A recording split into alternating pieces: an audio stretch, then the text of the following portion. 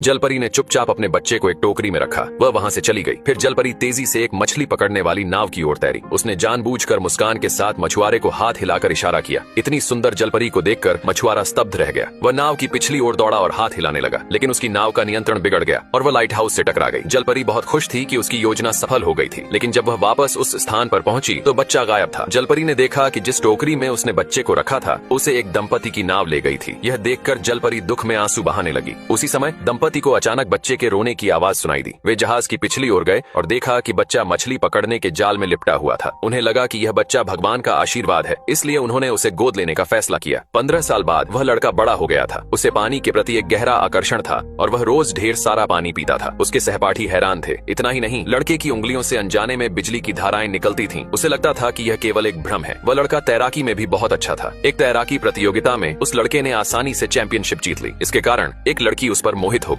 उस दिन दोनों डेट पर गए थे। जैसे ही लड़के ने लड़की का हाथ छुआ, उसके बाल ऊपर उठने लगे। लड़के को यह बड़ा रोचक लगा और हैरानी की बात यह थी कि उसके दोस्त ने देखा कि लड़के के हाथों पर छोटे छोटे शल्क स्केल्स उग आए थे। लड़के ने उन्हें धोने की कोशिश की, लेकिन कोई फायदा नहीं हुआ। जैसे ही वह उलझन में था, वे शल्क अचानक गायब हो गए। उसी रात जब लड़के ने पानी पिया तो केतली जादुई रूप से उसके हाथ से चिपक गई। उसने केतली को लात मारी, लेकिन उसका हाथ दीवार से चिपक गया। शोर सुनकर जब उसके माता पिता कमरे में आए तो देखा कि लड़का स्पाइडरमैन की तरह उल्टा छत से लटक रहा था। फिर लड़का जांच के लिए अस्पताल गया, लेकिन उसकी सारी जांच रिपोर्ट सामान्य थी। समय बीतता गया और लड़के के हाथों पर शल्क बढ़ते गए, इसलिए लड़के को अपने दोस्त से मदद मांगनी पड़ी। शोध के बाद दोनों को यह लगा कि यह मछली की तरह के शल्क हैं। पुष्टि के लिए लड़के ने मछलियों से बात करने की कोशिश की। हैरानी की बात यह थी कि मछली कूद पड़ी। उसके दोस्त को यकीन हो गया कि लड़का एक जलपुत्र मरमैन है। घर लौटकर जब लड़के ने नल चालू किया तो अगले ही पल उसके हाथ पर शल्क आ गए। यह अजीब दृश्य देखकर माता पिता के पास अब सच बताने के सिवा कोई रास्ता नहीं था। तब लड़के को पता चला कि वह इंसान नहीं बल्कि एक जलपुत्र मरमैन है। उसी रात लड़के ने समुद्र लौटने का फैसला किया। फिर अपनी जलपरी माँ की मदद से वह फिर से जलपुत्र बन गया।